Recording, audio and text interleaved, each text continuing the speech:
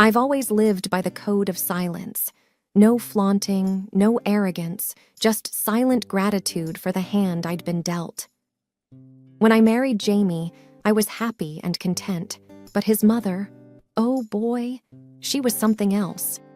A whirlwind of skepticism and bitterness, she accused me of being a gold digger, only after Jamie's wealth, which, honestly, wasn't that much to begin with. Little did she know about my $1,000,000 secret. We met at a cozy little coffee shop. He, with his warm smile and nervous energy, me, buried in my books and black coffee. "Can I buy you a coffee?" he asked, flashing a bashful smile. I'm Jamie. That's how it all began. An innocent offer transforming into a beautiful journey.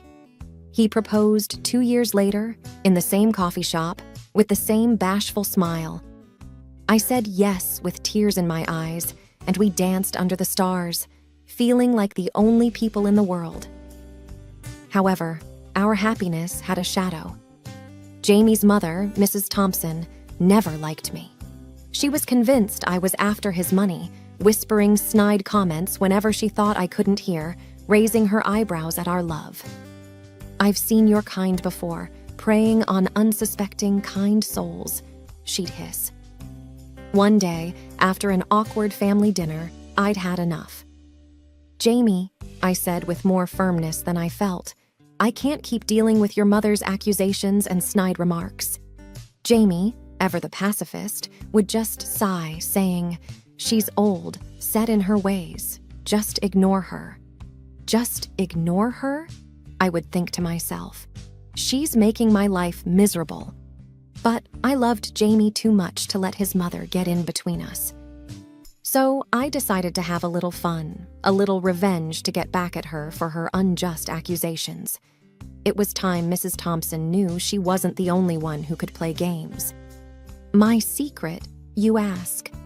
I was a self-made millionaire. A successful software engineer, I had developed a program during college, which I sold for a hefty sum. The money was in a separate account, a detail I chose not to share with Jamie or his family, wanting to be loved for who I was, not for my bank balance.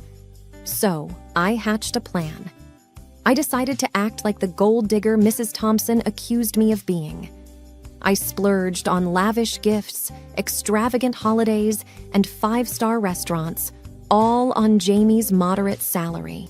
We were living the high life, or so it seemed.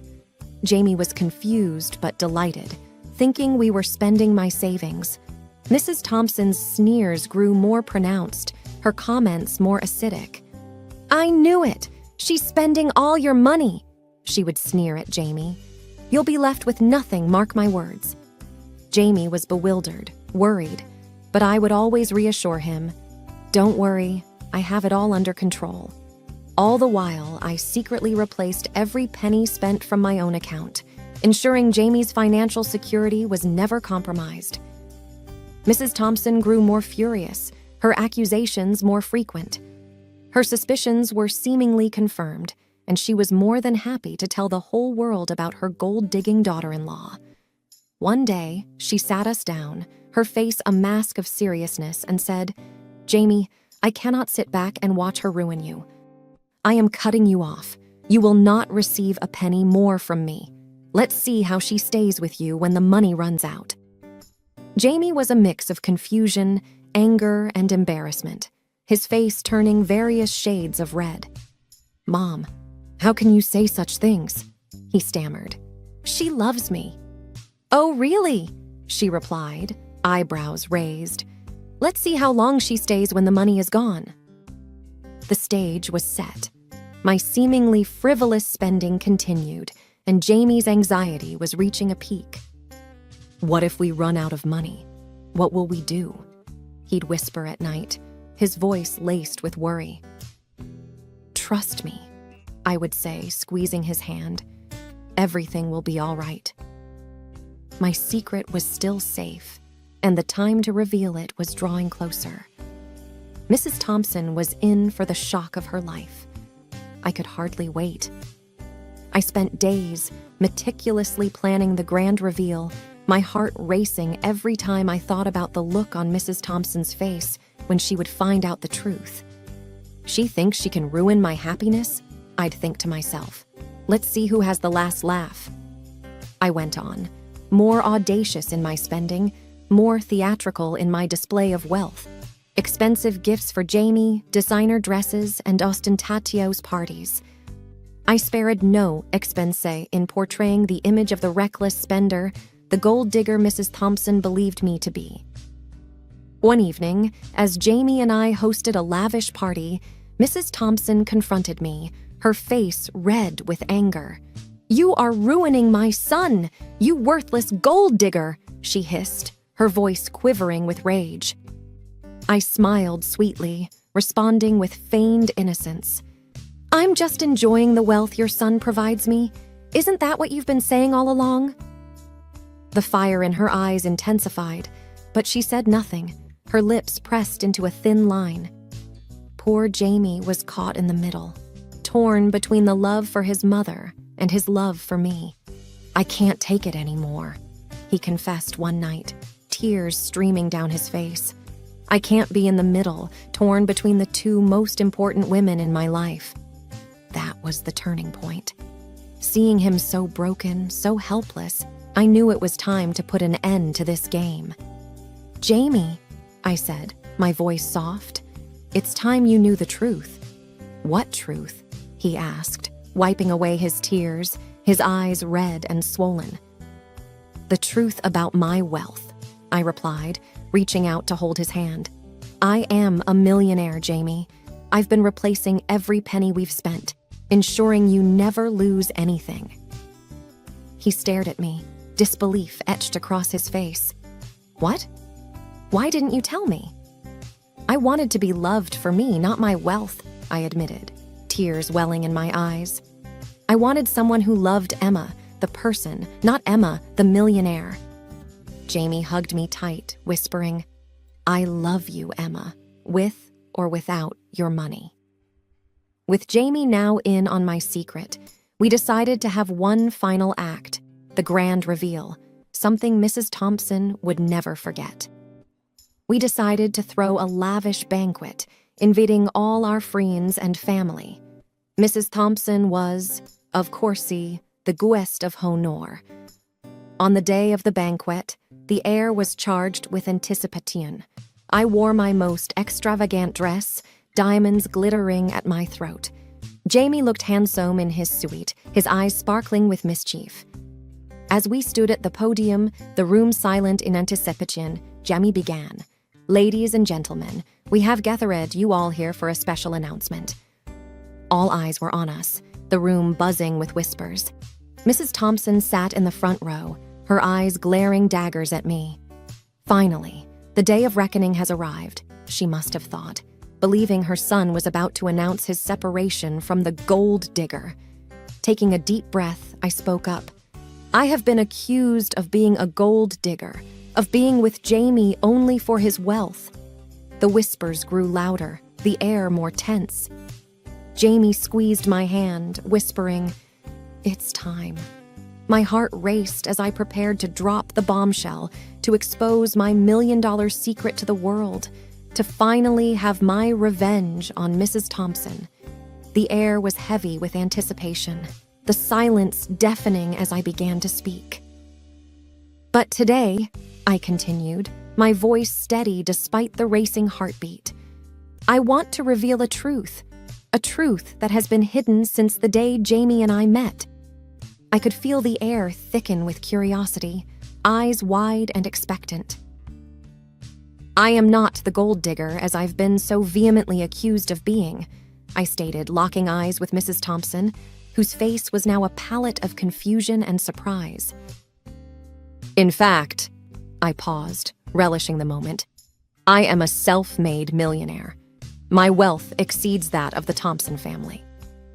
A gasp rippled through the room, a cacophony of whispers following. Mrs. Thompson's face went from red to white, shock and disbelief mingling in her eyes. "I have been playing along, acting the part of the frivolous spender, the gold digger," I continued. Because I wanted to expose the prejudice, the judgment, the condescension that came my way, primarily from Mrs. Thompson. Jamie stood by me, his hand squeezing mine, his face a mix of pride and love. He addressed the crowd. I am ashamed that my own mother could think so lowly of the woman I love. Emma is a remarkable woman, self-made and successful, yet she chose to be with me, to share her life with me. I could see Mrs. Thompson squirming in her seat, her face a mask of humiliation and regret. I had dreamt of this moment, rehearsed it 1,000 times in my head, but the satisfaction was sweeter than I had ever imagined. This was it, I thought to myself.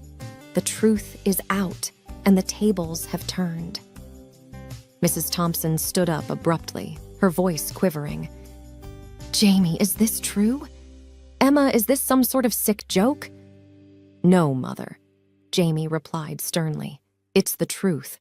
A truth that Emma kept hidden to protect our relationship, to protect me. And me?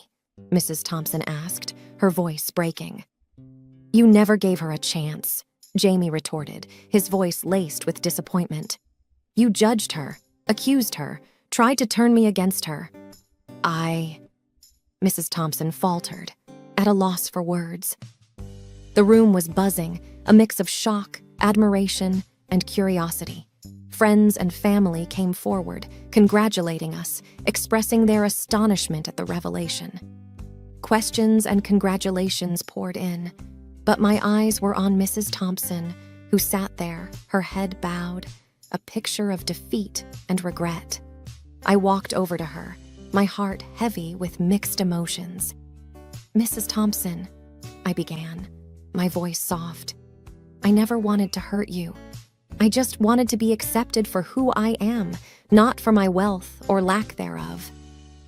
She looked up, tears brimming in her eyes. I am sorry, Emma. I was wrong about you.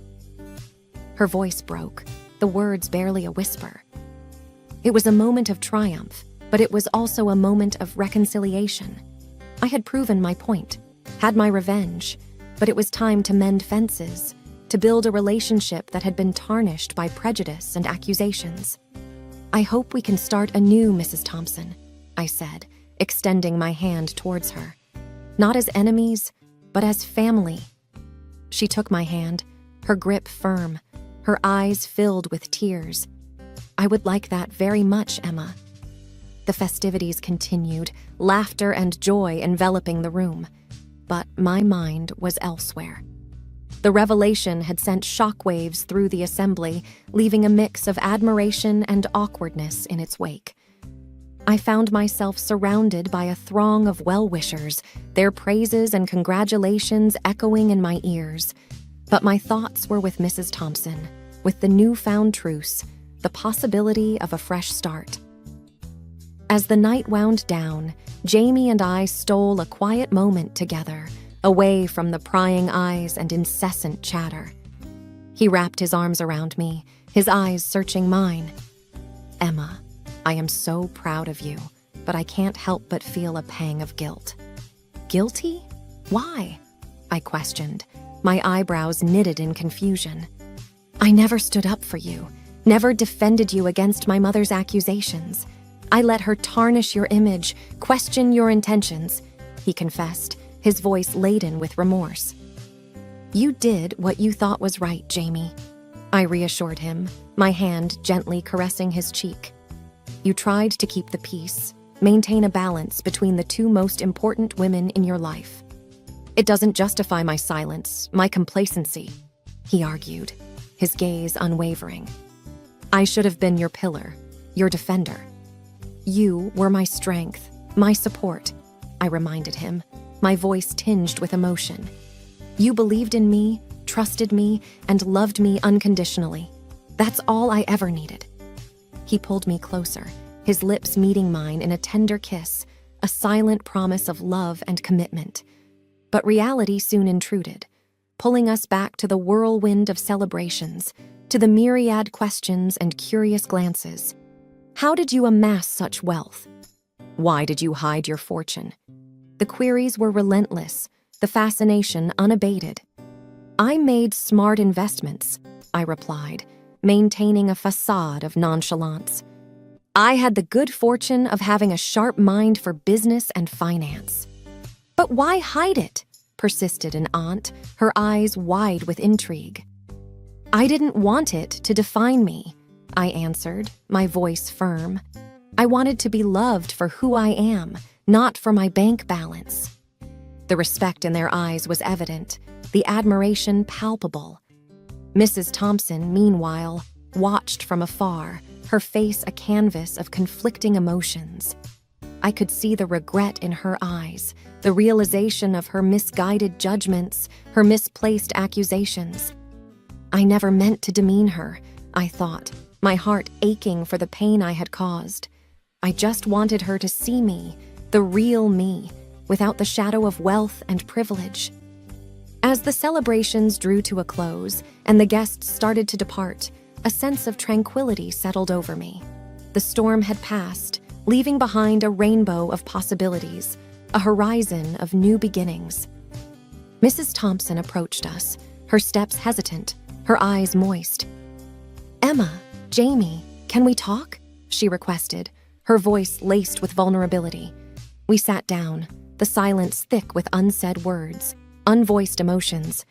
"Emma, I want to apologize," she began, her voice trembling. "I was wrong, so horribly wrong about you. I judged you, berated you, all based on my own prejudices and insecurities," she continued, tears streaming down her cheeks. "I let my fear of losing my son cloud my judgment, taint my perception. I am sorry, Emma," she apologized, her gaze locked onto mine, pleading for forgiveness. "I hope you can find it in your heart to forgive an old woman's foolishness." "I have already forgiven you, Mrs. Thompson," I replied, my hand reaching out to hold hers. "I only hope we can move past this, build a relationship based on trust and respect." "I would like that, Emma," she responded, her grip tightening on my hand. "I would like to get to know the remarkable woman my son has chosen to spend his life with." The journey had been long, the road fraught with obstacles and heartache, but the destination was worth every step, every tear. I had sought revenge, yearned for vindication, but in the end, I found something much more valuable, much more enduring: acceptance, understanding, and the promise of a new beginning. The air the next day was different, lighter, like the weight of years of misunderstandings and accusations had been lifted. The sun seemed to shine a little brighter, the birds sang a little sweeter, and the world felt anew, ripe with the promise of redemption. As Jamie and I walked through the garden, hand in hand, the atmosphere was tinged with a newfound sense of harmony, a symbiosis of souls. "Emma, do you think my mother will change?" Jamie pondered, a hint of uncertainty in his voice. "I believe people can change," I mused, my gaze fixed on the horizon, especially when they realize the error of their ways. A flicker of hope danced in Jamie's eyes, a silent prayer for reconciliation, for healing. "I hope we can become a family, a real family," he whispered, his voice tinged with longing. "I hope so too," I agreed, squeezing his hand reassuringly. "But it will take time, effort, and a lot of patience." Days turned into weeks, and weeks into months. The path to reconciliation was slow, laden with hurdles and setbacks. But the commitment was unwavering, the resolve unbroken. Mrs. Thompson was genuinely trying to mend her ways, to build bridges and heal wounds. We spent more time together, learned about each other, shared stories and experiences. I saw the vulnerability behind her stern facade, the fear of loneliness, of abandonment. She saw my love for Jamie, my dreams and aspirations, the essence of who I am. "I am starting to understand why Jamie loves you so much," Mrs. Thompson confided one day, a smile playing on her lips. "You are a remarkable young woman, Emma." And I am starting to see the loving, caring mother behind the formidable matriarch, I replied, my heart swelling with hope. There were awkward moments, uncomfortable silences, but the ice was breaking, the walls crumbling. We were learning to see each other not as adversaries, but as allies, as family. I never thought I'd say this, but I am glad you are a part of our lives, Emma, Mrs. Thompson admitted one evening, her eyes moist with unshed tears. I am glad to be here, to be a part of this family, I responded, a warmth spreading through my soul. Jamie watched the unfolding camaraderie with a mixture of disbelief and joy, his heart dancing to the rhythm of newfound connections, of love and acceptance. I never thought I'd see the day when you two would sit together, laugh together, he marveled, his eyes shining with happiness. It's a testament to the power of love, of forgiveness, I said, my hand entwined with his. I am proud of you both, he declared, his voice thick with emotion. You've shown me the strength of the human spirit, the capacity for change and growth. And as we sat there, under the canopy of the twinkling stars, a sense of peace enveloped us, a feeling of belonging. The journey had been tumultuous, the battles intense, but the victory was sweet, the reward priceless. I set out to teach her a lesson, to make her realize the error of her ways, I reflected, my mind wandering back to the days of pain and strife. But in the process, I learned about the power of compassion, of understanding. I wanted revenge. I wanted justice, I thought, the echoes of past animosities resonating in my soul. But I found something much more profound, much more meaningful: love, family, and the promise of a better tomorrow. I didn't just gain a husband, I gained a family, I mused, my heart brimming with gratitude. And in the process, I discovered the essence of true wealth, the richness of the human spirit. And as the curtain fell on this chapter of our lives, a new one awaited, full of possibilities and adventures, of love and laughter. The journey was just beginning, and I was ready to embrace it, to savor every moment, every emotion.